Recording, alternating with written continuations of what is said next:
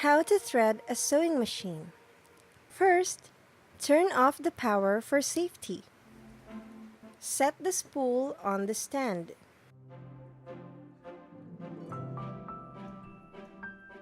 Insert through the thread guides.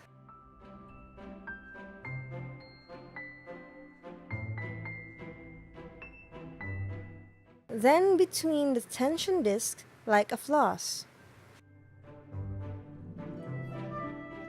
Make sure it passes the spring and the metal guides below it and above. Insert through the take-up lever.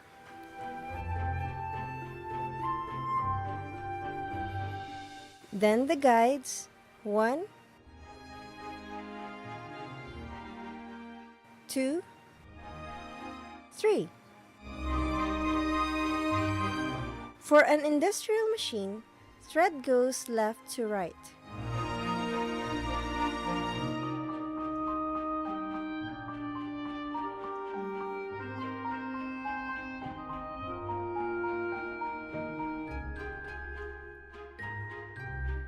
Then just turn the wheel to take the bobbin thread below.